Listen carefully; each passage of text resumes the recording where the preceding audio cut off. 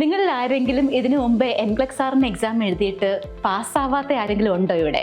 ഉണ്ടെന്നുണ്ടെങ്കിൽ ഇപ്പോൾ പറയാൻ പോകുന്ന കാര്യങ്ങൾ നിങ്ങൾക്ക് വളരെയധികം ഇമ്പോർട്ടൻ്റ് ആയിട്ടുള്ള കുറച്ച് കാര്യങ്ങളാണ്. ഒന്നാമത്തെ കാര്യം, NCLEX-RN എക്സാം നമുക്ക് വീണ്ടും എഴുതാൻ പറ്റും. മോസ്റ്റ്ലി എല്ലാ സ്റ്റേറ്റിൻ്റെയും ഓരോ ക്രൈറ്റീരിയ വെച്ചിട്ട് ചിലപ്പോൾ 45 ഡേയ്സ് വെയിറ്റ് ചെയ്യേണ്ടി വരും. പക്ഷേ അത് കഴിഞ്ഞാൽ നമുക്ക് വീണ്ടും എഴുതാൻ പറ്റും. അപ്പോൾ അതൊരു വളരെ നല്ല കാര്യമാണ്. ഇനി എങ്ങാനും ഒരു പ്രാവശ്യം കിട്ടിയില്ല എന്ന് വിചാരിച്ചിട്ട് ഇതുകൊണ്ട് ലോകാവസാനമായി എന്നുള്ള രീതിയിലൊന്നും ചിന്തിക്കേണ്ട കേട്ടോ. ഒരുപാട് പേര് ആദ്യത്തെ തവണ എഴുതി കിട്ടാത്ത ഒരുപാട് പേരുണ്ട്, പ്രത്യേകിച്ചും ഇൻ്റർനാഷണലി എഡ്യൂക്കേറ്റഡ് ആയിട്ടുള്ള നഴ്സുമാരാകുമ്പോൾ.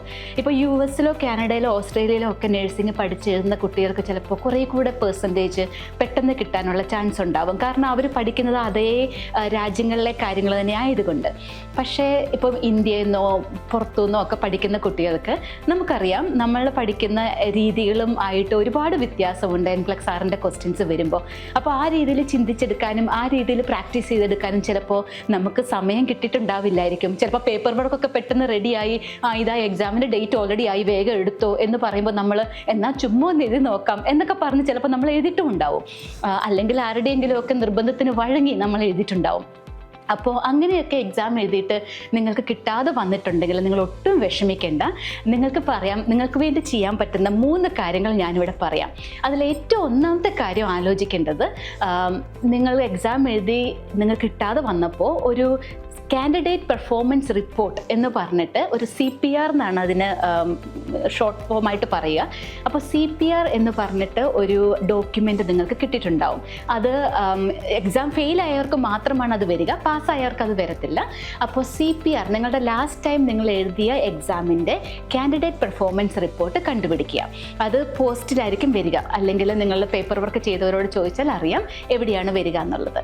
അപ്പോൾ ആ റിപ്പോർട്ട് കണ്ടുപിടിച്ചതിന് ശേഷം അതിൽ നോക്കുക എത്ര എണ്ണമാണ് അതിൽ ഇങ്ങനെ കാറ്റഗറി എഴുതിയിട്ടുണ്ട്. ആദ്യത്തെ 8 എണ്ണം എടുക്കുക. ക്ലയൻറ്റ് നീഡ് കാറ്റഗറി എന്ന് പറഞ്ഞിട്ട് ആദ്യത്തെ 8 എണ്ണം ഉണ്ടാവും.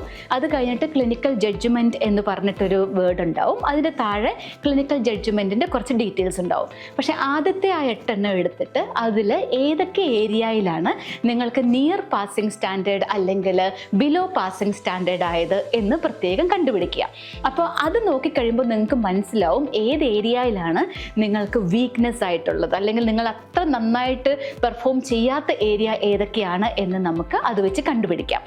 ഇതിൻ്റെ അർത്ഥം ആ ഏരിയ ഒന്നും നിങ്ങൾക്ക് ഒട്ടുമേ അറിയില്ല എന്നല്ല കേട്ടോ. കാരണം NCLEX-ൻ്റെ ക്വസ്റ്റ്യൻസ് നേരെ തിയറിയിൽ നിന്ന് എടുത്തു വരുന്ന ക്വസ്റ്റ്യൻസ് അല്ലാത്തത് കൊണ്ട്, critical thinking, application, synthesis kind of questions ആയതുകൊണ്ട് കുറച്ച് പാടായിരിക്കും ചില ഏരിയാസ്. ആൻഡ് അതൊക്കെയാണ്.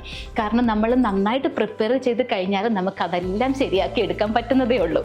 അപ്പോൾ ഈ കാൻഡിഡേറ്റ് പെർഫോമൻസ് റിപ്പോർട്ടിൽ എവിടെയൊക്കെയാണ് നമുക്ക് വീക്ക് ആയിട്ടുള്ള ഏരിയാസ്, എവിടെയൊക്കെയാണ് നമ്മുടെ സ്ട്രോങ് ഏരിയാസ് എന്ന് പറയുമ്പോൾ അത് എബോവ് പാസിംഗ് സ്റ്റാൻഡേർഡ് ആയിരിക്കണം. നിയർ പാസിംഗ് സ്റ്റാൻഡേർഡും ബിലോ പാസിംഗ് സ്റ്റാൻഡേർഡും നമ്മുടെ വീക്ക് ഏരിയയാണ്. ഓക്കെ, അപ്പോൾ അത് കണ്ടുപിടിച്ച് കഴിഞ്ഞാൽ നിങ്ങൾക്ക് നിങ്ങളുടെ ആ ഒരു പെർഫോമൻസിനെ പറ്റി തന്നെ ഒരു നല്ലൊരു അസസ്മെൻറ്റ് നടത്താൻ പറ്റും. ഇനി രണ്ടാമത് വേണ്ടത് തീർച്ചയായിട്ടും ശരിയായ പ്രിപ്പറേഷനാണ്. അപ്പോൾ ശരിയായ പ്രിപ്പറേഷൻ എന്ന് പറഞ്ഞാൽ എന്താണ് എന്നാണെങ്കിൽ, നമുക്ക് 2 കാര്യങ്ങൾ ഒരുമിച്ച് കൊണ്ടുപോകാൻ പറ്റണം. അതായത് ഒന്ന്, നമുക്ക് നല്ല സോളിഡ് ആയിട്ടുള്ള ഇൻഡെപ്ത് ആയിട്ടുള്ള തിയറി നോളജ് വേണം. അത് എല്ലാത്തിനെ പറ്റിയും സൂപ്പർഫിഷ്യലായിട്ട് കുറച്ചൊക്കെ അറിഞ്ഞാൽ പോരാ കേട്ടോ. ഇപ്പം ഹാർട്ട് ഫെയിലിയറിനെ പറ്റി ഒരു എസ്സേ എഴുതാൻ പറഞ്ഞാൽ നിങ്ങൾക്ക് ചിലപ്പോൾ പറ്റുമായിരിക്കും, അല്ലെങ്കിൽ COPDയെ പറ്റി ഒരു എസ്സേ എഴുതാൻ പറഞ്ഞാൽ നിങ്ങൾക്ക് പറ്റുമായിരിക്കും. പക്ഷേ അങ്ങനത്തെ രീതിയിലുള്ള ഷോർട്ട് ആൻസേഴ്സോ എസ്സേ റൈറ്റിങ്ങോ അല്ലെങ്കിൽ സൂപ്പർഫിഷ്യൽ ആയിട്ടുള്ള കുറേ ഇൻഫർമേഷനോ അല്ല നമുക്ക് NCLEX-RN എക്സാം പാസ്സാവാൻ വേണ്ടി വേണ്ടത്. NCLEX-RN എക്സാമിലെ തിയറി നോളജ് എന്ന് പറയുന്നത് ഇൻഡെപ്ത് ആയിട്ടുള്ള 100% നമുക്ക് അത്രയ്ക്ക് ഉറപ്പായിട്ടുള്ള തിയറിറ്റിക്കൽ നോളജാണ് നമുക്ക് വേണ്ടത്. അത് വളരെ സ്പെഷ്യലായിട്ടുള്ള കുറേ ടോപ്പിക്സ് ആണ് നമുക്ക് ഏറ്റവും ഇമ്പോർട്ടൻ്റ് ആയിട്ട് വേണ്ടത്. അതിൽ തന്നെ കുറച്ച് ഇൻഫർമേഷൻസ്, ചില സൈൻസ് ആൻഡ് സിംറ്റംസ്, ചില കോംപ്ലിക്കേഷൻസ്, ചില ക്ലൂസ് ഭയങ്കര ഇമ്പോർട്ടൻറ്റുമാണ്. അപ്പോൾ അതൊക്കെ ഏതൊക്കെയാണെന്ന് അറിയണമെന്നുണ്ടെങ്കിൽ ആപ്പിൾ ആറിൻ്റെ ക്ലാസ് നോക്കിയാൽ മതി. അതിൽ വളരെ കറക്റ്റായിട്ട് എല്ലാ കാര്യങ്ങളും ഡിസൈൻ ചെയ്തിട്ടുണ്ട്. ഏറ്റവും പുതിയ ടെസ്റ്റ് പ്ലാൻ ഉപയോഗിച്ചാണ് അത് ചെയ്തിരിക്കുന്നത്. അതുകൊണ്ട് തന്നെ നിങ്ങൾക്ക് വേറൊരിടത്തും പോകേണ്ട ആവശ്യം വരില്ല. ഫണ്ടമെന്റൽസ് തുടങ്ങി മുഴുവൻ കാര്യങ്ങളും, മെറ്റേണിറ്റി ആയാലും മെഡ്സർജ് ആയാലും ക്രിട്ടിക്കൽ കെയർ ആയാലും സൈക്യാട്രി ആയാലും എല്ലാം, ഫാർമക്കോളജി ആയാലും എല്ലാം അതിൽ കവർ ചെയ്തിട്ടുണ്ട്. അതുകൊണ്ട് ധൈര്യമായിട്ട് നിങ്ങൾക്ക് പ്രിപ്പയർ ചെയ്യാം. അതിൻ്റെ കൂടെ തന്നെ വേണ്ടതാണ് ക്വസ്റ്റ്യൻസ് ആപ്ലിക്കേഷൻസ് എന്ന് പറഞ്ഞാൽ നമ്മൾക്ക് തിയറി നോളജ് നമ്മൾ അക്വയർ ചെയ്യുന്നു, നമ്മൾ ബെസ്റ്റായിട്ട് തിയറി പഠിക്കുന്നു എന്നുള്ളത് ഒരു 50% ആണ്. പക്ഷേ നമ്മുടെ ക്വസ്റ്റ്യൻസ് വരുമ്പോൾ ഞാൻ മുമ്പേ പറഞ്ഞ പോലെ എസ്സേയും ഷോർട്ട് ആൻസറും ഒന്നും അല്ലാത്തത് കൊണ്ട് 4 ആൻസർ അല്ലെങ്കിൽ 5-6 ആൻസറിൽ അല്ലെങ്കിൽ കേസ് സ്റ്റഡിയിൽ നമ്മൾ കണ്ടുപിടിക്കേണ്ട രീതിയിലുള്ള ക്വസ്റ്റ്യൻസ് വരുന്നത് കൊണ്ട് നമ്മൾ ആപ്ലിക്കേഷനും സിന്തസിസും നന്നായിട്ട് പ്രാക്ടീസ് ചെയ്യണം.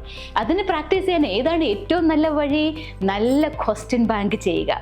വെറുതെ കുറേ ഈസി ആയിട്ടുള്ള ക്വസ്റ്റ്യൻസ് ചെയ്തതിൻ്റെ കാര്യമില്ല, ഏറ്റവും നല്ല ആപ്ലിക്കേഷൻ ക്വസ്റ്റ്യൻസ് ഉള്ള ക്വസ്റ്റ്യൻ ബാങ്ക് ചെയ്യുക. അതെവിടെ കിട്ടും? ആപ്പിൾ ആറിലേക്ക് ധൈര്യമായിട്ട് പോരൂ, ഞാൻ 100% ഉറപ്പ് തരാം. ഏറ്റവും നല്ല ക്രിട്ടിക്കൽ കെയർ തിങ്കിങ് ക്വസ്റ്റ്യൻസ് ഏറ്റവും ഈസി ആയിട്ട് നിങ്ങൾക്ക് വീട്ടിൽ ഇരുന്ന് ചെയ്യാൻ പറ്റും ക്വസ്റ്റ്യൻ ബാങ്ക്, ആപ്പിൾ ആറിൻ്റെ ക്വസ്റ്റ്യൻ ബാങ്ക് വഴി. നമ്മുടെ കോഴ്സിൽ തിയറിയും ഉണ്ട്, ക്വസ്റ്റ്യൻ ബാങ്കും ഉണ്ട്. അത് കൂടാതെ തന്നെ നിങ്ങൾ എങ്ങനെ പഠിക്കണം എന്നത് ചിന്തിപ്പിക്കാനുള്ള ആ ഒരു തരത്തിലുള്ള ഒരു ഡിസ്കഷൻസും നമ്മുടെ ക്ലാസ്സിലുണ്ട്. അതുകൊണ്ട് തന്നെ നിങ്ങൾക്ക് പാസ്സാവാൻ, ഈ എക്സാം പാസ്സാവാനുള്ള എല്ലാ കാര്യങ്ങളും ആപ്പിൾ ആറിനുണ്ട്. ഇനി അടുത്തതായി മൂന്നാമതായിട്ട് വേണ്ടത് നമുക്കൊരു വാശി വേണം. നമ്മൾ ഒരു പ്രാവശ്യം നമുക്കിത് കിട്ടിയില്ല എന്നുള്ളത് ഒരിക്കലും നമ്മളെ ഡിഫൈൻ ചെയ്യുന്ന കാര്യമാകാൻ പാടില്ല.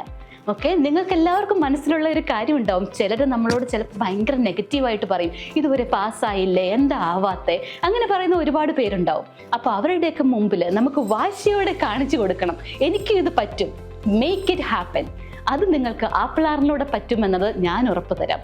ഒരുപാട് സക്സസ് സ്റ്റോറീസും ഒരുപാട് ടെസ്റ്റിമോണിയൽസും നമ്മുടെ വെബ്സൈറ്റിൽ നിങ്ങൾക്ക് കാണാൻ പറ്റും. അതിലുള്ള ഉറപ്പാണ് 100% സ്റ്റുഡൻറ് ട്രസ്റ്റഡ് ആപ്പിൾ ആറിൽ. അപ്പോൾ നമുക്ക് അടുത്ത തവണ കാണാം.